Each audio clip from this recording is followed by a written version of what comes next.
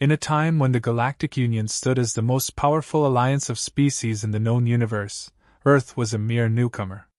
The advanced races, with their centuries of experience, regarded humans as backward. Their technology, while admirable, was seen as primitive. Their military tactics unsophisticated. The Union, boasting members from dozens of planets, treated Earth more as an obligation than an equal partner. Most humans had no idea how the Galactic Union truly viewed them: weak, unsophisticated, and ultimately expendable.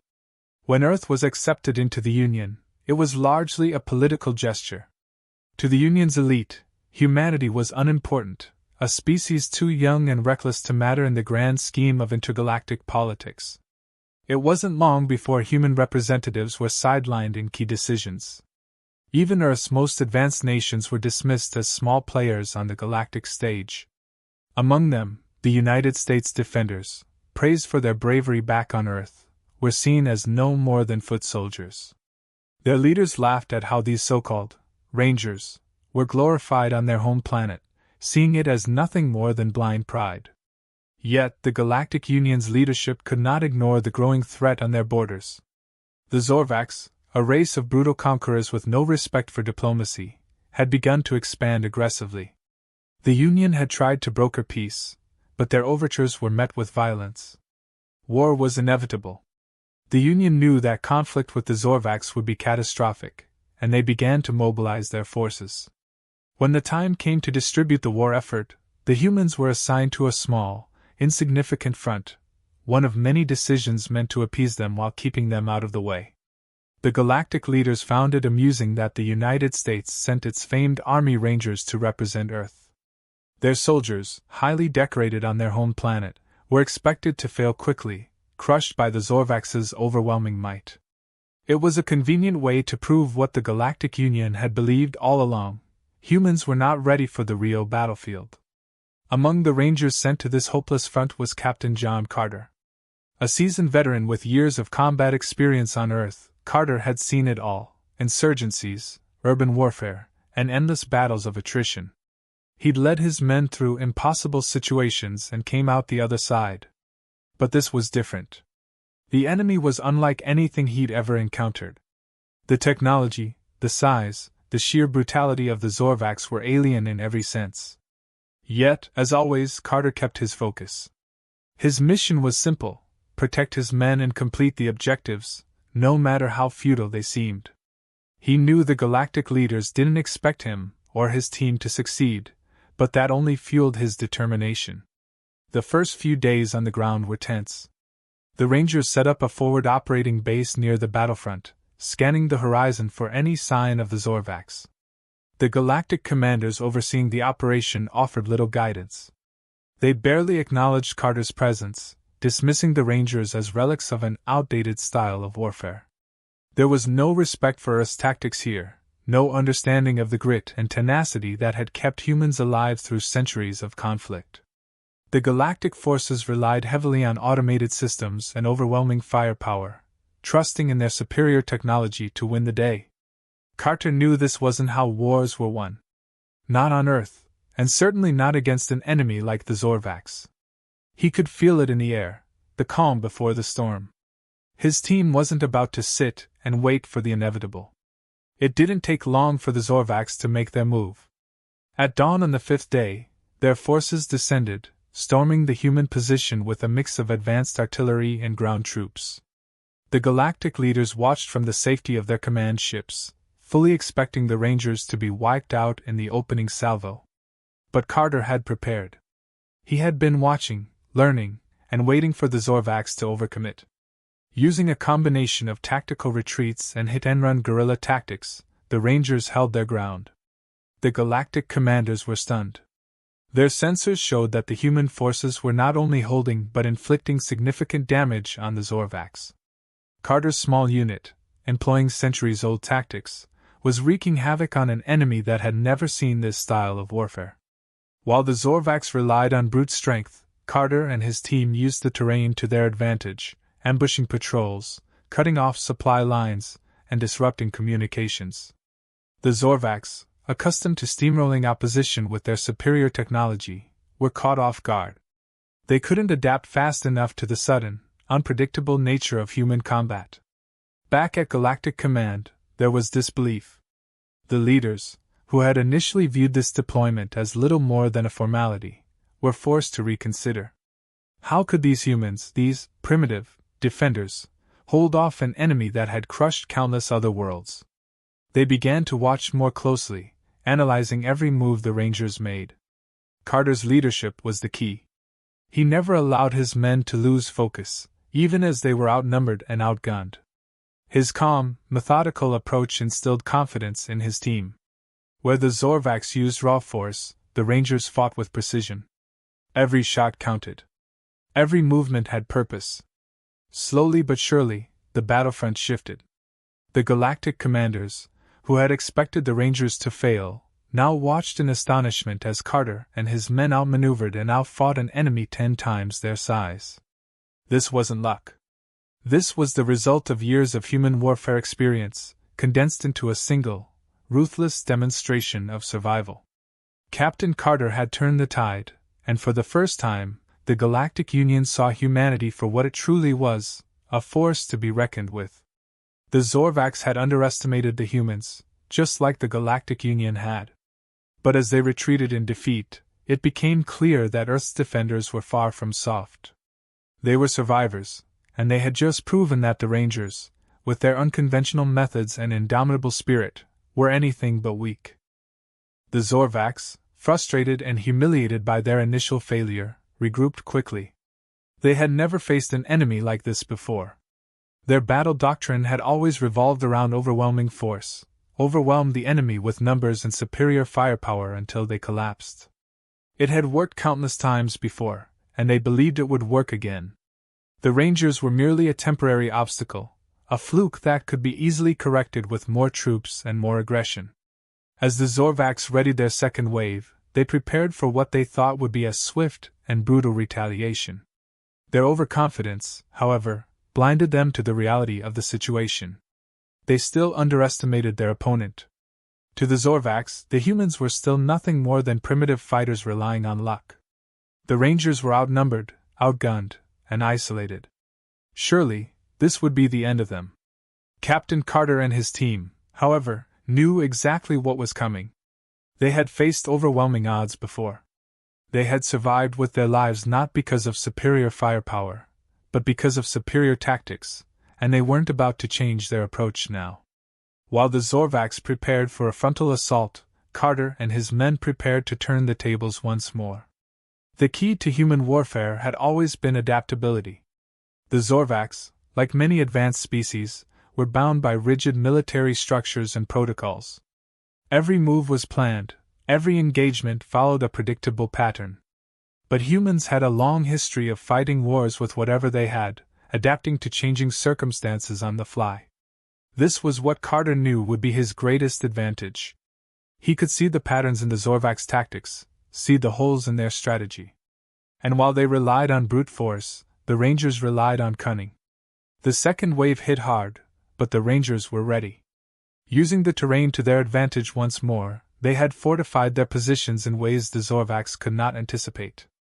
The attack that was meant to crush the humans instead bogged down in a series of ambushes and traps. The Zorvax's superior numbers meant nothing when they couldn't bring them all to bear in the confined spaces of the battlefield Carter had chosen. With every failed assault, the Zorvax's frustration grew. They couldn't understand why their tactics weren't working. They had always worked before. Why were these humans different? Why couldn't they simply crush them like all the other species that had stood in their way?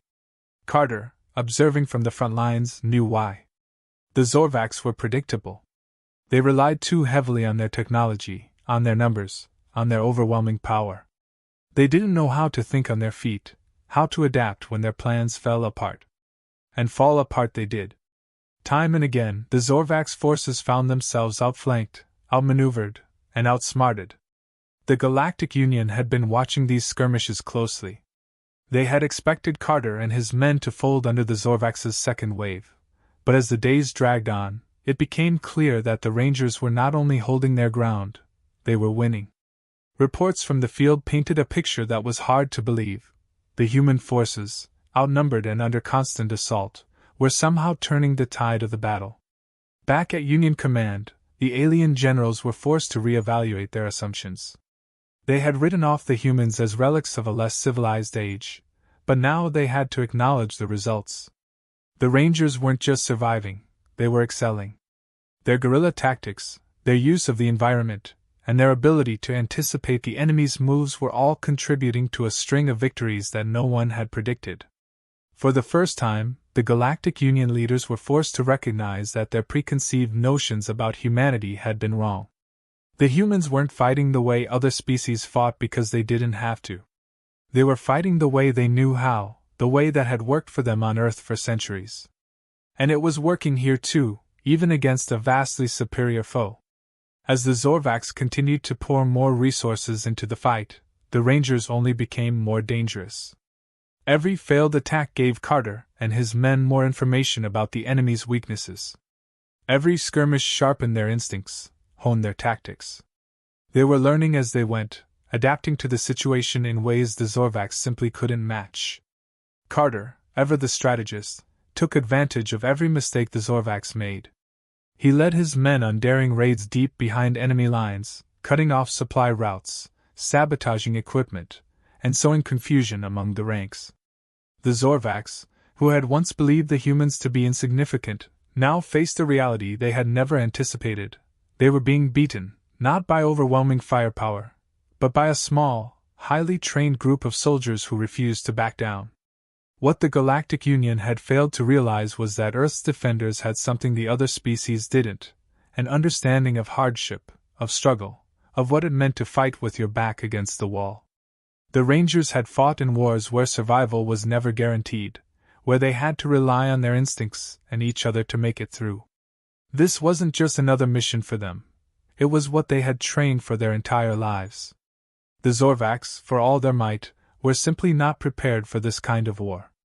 They had expected to crush the humans with brute force, but now they found themselves being picked apart by a group of soldiers who were playing a different game entirely.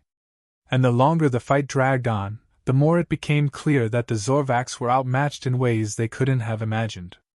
As the days turned into weeks, the Galactic Union could no longer ignore the truth. The Rangers weren't just holding the line, they were pushing the Zorvax back. The very force that had been expected to break them was now being used against the Zorvax. Carter and his men had turned the tide of the battle, and in doing so, they had proven that Earth's defenders were anything but soft. What began as a token deployment had become a turning point in the war. The Galactic Union leaders, who had once mocked humanity's defenders, were now forced to acknowledge that they had severely underestimated them. The U.S. Army Rangers, led by Captain Carter, had shown the galaxy that humanity was far more capable than anyone had given them credit for. And as the Zorvax forces continued to fall back, it became clear that the war was far from over, but it would no longer be fought on the Zorvax's terms. Humanity had earned its place on the battlefield, and the Galactic Union would never see them the same way again. The Zorvax, realizing their conventional methods were failing, decided to change their approach. They poured more troops into the front lines, deploying specialized units designed to counter human tactics. These units were trained to fight in close quarters and adapt to the unpredictable, guerrilla-style warfare the Rangers had perfected. The Zorvax believed this shift would finally break the human resistance and restore their dominance. But Captain Carter had anticipated this. He had been studying the Zorvax, learning how they adapted and how they communicated. He knew that with each defeat, they would become more desperate and aggressive. What the Zorvax didn't understand was that Carter thrived in exactly these kinds of conditions. Their efforts to counter his tactics played right into his hands. He had turned the battlefield into a constant game of deception, where nothing was as it seemed. The Rangers, under Carter's guidance, became ghosts on the battlefield. They didn't hold static positions anymore. Instead, they moved in and out of combat, striking at weak points and vanishing before the Zorvax could retaliate. They used the Zorvax's reliance on communication systems and centralized command structures against them, disrupting their coordination at every opportunity. The Zorvax, despite their technological superiority, couldn't keep up with the constant shifting of human tactics. Carter's team was relentless. They didn't give the Zorvax time to regroup or rethink their strategies. Every time the Zorvax thought they had a handle on the situation, Carter changed the rules of the engagement. The Rangers fought battles on their own terms, not on the Zorvax's, using surprise and precision to inflict maximum damage with minimal risk. As the war dragged on, the Galactic Union began to take more interest in Carter's tactics. What had once seemed like luck or human stubbornness was now being recognized as something far more deliberate. The Rangers weren't surviving by chance. They were winning through skill, strategy, and sheer force of will. Carter's reputation within the Union grew, even as some of the more arrogant commanders continued to downplay the human contribution. But it wasn't just the Galactic Union that was paying attention. The Zorvax leadership, humiliated by their continued losses, had come to see Captain Carter as a personal enemy. They began sending assassins and specialized hunter squads to eliminate him, believing that killing Carter would finally break the Rangers' spirit. Yet, every attempt failed. Carter always seemed to be one step ahead, as though he could anticipate every move the Zorvax made. What the Zorvax failed to grasp was that Carter's strength wasn't just his own leadership, it was his team. The Rangers fought as a unit, with each member playing a vital role. Carter had trained his men not just to follow orders, but to think for themselves, to adapt on the fly, and to trust each other implicitly. Even if Carter had fallen, the Rangers would have continued the fight with the same tenacity. It wasn't about one man, it was about the collective strength of the team, something the Zorvax, with their rigid hierarchy, couldn't comprehend. The Zorvax's desperation led them to make increasingly reckless decisions. They began deploying more of their elite forces into areas where they believed Carter was operating, spreading their resources thin. This was exactly what Carter had been waiting for. With the Zorvax forces stretched too far, he launched a series of coordinated strikes, hitting key supply depots, communications hubs, and command posts. The Zorvax war machine, so reliant on its vast infrastructure, began to collapse under the weight of its own inefficiency. The Galactic Union watched these developments with a mixture of awe and disbelief. They had sent Carter's team to the front as a symbolic gesture, expecting them to be little more than a speed bump for the Zorvax. Now, those same humans were dismantling the Zorvax forces in a way that no one else had been able to. The Galactic commanders who had once dismissed the Rangers were forced to acknowledge that Earth's defenders had changed the course of the war. The Zorvax, realizing they could no longer afford to underestimate the humans, prepared for one final push. They gathered the remnants of their best units, preparing to throw everything they had left at the Rangers in a desperate attempt to reclaim their lost ground. Carter knew this was coming. He had been waiting for the Zorvax to overextend themselves, and now they had done exactly that. In a carefully orchestrated series of maneuvers, Carter and his men laid a trap for the Zorvax. They allowed the enemy to think they had found a weak point in the human defenses, drawing them deeper into a carefully controlled ambush.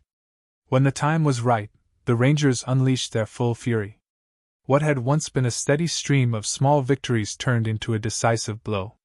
The Zorvax forces were decimated, their leadership shattered, and their ability to wage war crippled. For the first time in their history, the Zorvax faced total defeat. They had underestimated the Rangers at every turn, and now they were paying the price. Carter's tactics, honed over years of experience and countless battles, had outmatched them in every possible way. The Galactic Union, once so dismissive of the humans, now recognized that Earth's defenders were far more capable than anyone had ever realized. As the smoke cleared and the Zorvax forces retreated, Carter and his team stood victorious. They had fought not just for survival, but to prove that humanity was a force to be reckoned with. In doing so, they had earned the respect of their allies and the fear of their enemies. The war was not yet over, but the tide had turned. The Zorvax were in retreat, and the Galactic Union had a new appreciation for the humans they had once dismissed. Carter had shown them that Earth's defenders were not just soldiers. They were warriors, capable of outthinking, outmaneuvering, and outlasting even the most formidable enemies. In the aftermath of the battle, the Galactic Union began to see humanity in a new light. What had once been viewed as a primitive, insignificant species was now seen as a vital ally. Captain Carter and his Rangers had done more than just win a series of battles. They had proven that humanity had a place in the galaxy, not as a token member of the Union, but as a force to be respected and feared. The Zorvax, beaten and humiliated, withdrew to their own territory, licking their wounds and planning their next move. But they would never forget the humans who had stood in their way. And neither would the Galactic Union. The final confrontation was inevitable. The Zorvax, though battered and humiliated, refused to accept total defeat. They had retreated to consolidate their remaining forces, but they weren't finished yet. For them, this wasn't just about winning a war anymore, it had become a matter of pride. They couldn't let the humans, a species they once viewed as weak and inconsequential, be the ones to break them. The Galactic Union, having witnessed the unexpected victories of the Rangers, knew that the Zorvax would make one last desperate attempt to reclaim their dominance. And Captain Carter knew this too. He had seen enemies make these kinds of reckless moves before, and he understood what was at stake. The Zorvax gathered everything they had left for one overwhelming assault. They pulled in resources from distant territories, emptied their reserves, and assembled their largest fleet.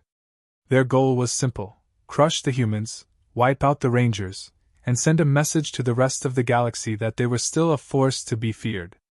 The Galactic Union, now fully aware of the human defenders' capabilities, supported Carter's team with what resources they could.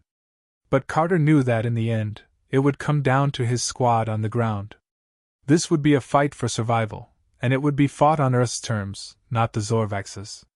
Carter's strategy for the final battle was bold and unorthodox, as always. He had analyzed the Zorvax movements and predicted their over-reliance on brute force. They were going to come in hard and fast, throwing everything they had at the Rangers, hoping to overwhelm them. But Carter planned to use that against them. He and his team prepared a defensive network that was designed to lure the Zorvax into a false sense of security. The Rangers would allow the Zorvax to think they had the upper hand, drawing them into carefully set traps and ambushes, and then hitting them where it hurt the most. As the battle began, the Zorvax launched their massive offensive. They came in waves, just as Carter had expected, confident that this time, the humans would break under the pressure. But the Rangers were prepared. Every inch the Zorvax gained was a calculated move by Carter to lead them into a killing zone. The Zorvax, blinded by their desperation to win, didn't realize they were being funneled into a trap until it was too late. By the time they understood what was happening, their forces were already stretched thin, their command structure in disarray.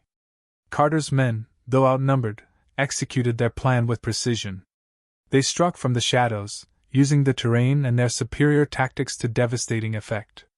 The Zorvax, despite their overwhelming numbers, couldn't bring their full strength to bear. Every time they attempted to regroup, they were hit again, and again, by a force they couldn't see or predict. The Zorvax commanders, who had once been so sure of their superiority, were now scrambling to hold their forces together. But the Rangers weren't just fighting to win this battle. They were fighting to end the war. Carter had no intention of allowing the Zorvax to retreat and regroup once more. He wanted this to be their final stand. With the Zorvax forces in disarray, Carter made his move. He led a bold, decisive strike against the Zorvax command center, cutting the head off the snake. His team moved swiftly, taking out key leaders and crippling their ability to coordinate further attacks. Without their central command, the Zorvax forces began to collapse. The Galactic Union watched in astonishment as the tide of the battle turned. What had started as a last-ditch effort by the Zorvax to reclaim their dominance was now turning into a rout. The Zorvax, once so sure of their victory, were now in full retreat, their forces scattered and their leadership in shambles. The Rangers, against all odds, had done what no one had thought possible. They had broken the Zorvax. As the last remnants of the Zorvax forces fled, the Galactic Union was forced to confront a new reality. Earth's defenders, whom they had once dismissed as insignificant, had just won a war that no other species in the Union could have won. Captain Carter, through his tactical brilliance and the unwavering resolve of his team, had proven that humanity was not only capable of standing alongside the galaxy's most powerful forces but also of leading them. In the aftermath of the battle, the Galactic Union officially recognized the critical role that Earth's defenders had played in securing victory. The human military, once considered an afterthought, was now seen as a vital asset. The Union's leaders, who had once scoffed at the idea of humans contributing anything meaningful to intergalactic warfare, were now eager to include Earth in their future strategies. They knew that Carter's methods, his ability to adapt, improvise, and outthink his enemies, were exactly what the Union needed to survive in a galaxy that was becoming increasingly dangerous. For the Zorvax, the defeat was total. Their empire, once feared across the galaxy, had been shattered.